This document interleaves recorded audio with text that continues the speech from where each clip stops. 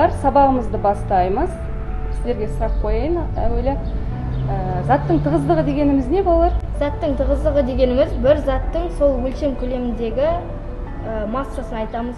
Тығыздығын қандай әріппен белгілейміз? Ро әрпімен белгілейміз. Заттың тығыздығының формуласы қандай? Заттың тығыздығының формуласы ро тең м бөлінген v. Бұл жердегі ро заттың тығыздығы, м массасы, ал v көлемі. Жарайсыздар, балалар.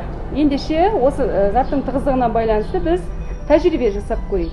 Барлығыңыздың назарларыңыз бері қарап маған аудара қойыңыздар.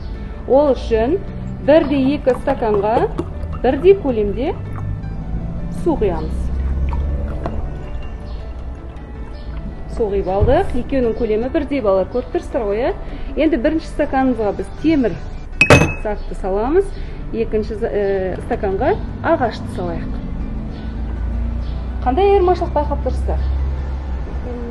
Ағаш суға батпай, ал темір суға батып кетті. Неліктен? Балалар, өйткені бұл жердегі темірдің тығыздығы судың тығыздығынан үлкен, сондықтан ол суға батып кетті.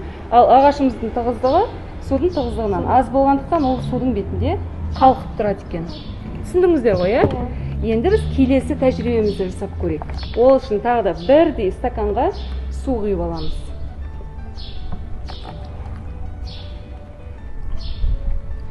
Суды құйдық. Екінші стаканымызға да дәл солай су құямыз. 1 көлемде құйып алдық па?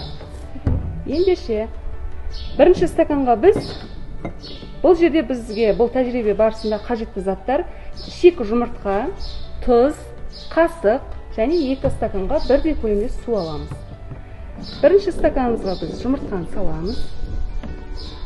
Ал екінші стакандағы суға біз әуелі тұзды салып алайық.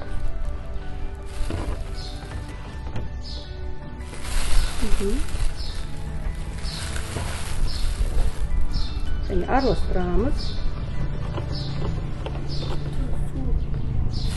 Және екінші жұмыртқамызды осы тұзды суға саламыз. Қараңыздар, балалар, қандай құбылыс бар? Байқалды. Тұз салынбаған суға жұмыртқа батып кетті, ал тұз салынған суға жұмыртқа қалқып тұр. Неге? Неге деп ойлайсыздар? Себебі тұз салынбаған судың тығыздығы жұмыртқаға қарағанда азыр болып тұр.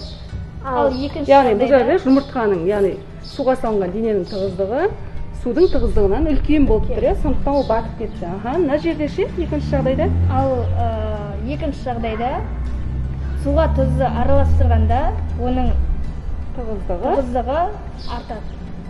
Сондықтан оның ішіндегі затымыз бетінде қалқып тұрады екен. Балалар, түсінікті ғой, Ендеше жарайсыздар. Балалар, осы мен жасаған бүгінгі қызықты тәжірибені сіздер де үй жағдайында қайталап жасап көрулеріңізге болады. Жарай ма? Жақсы.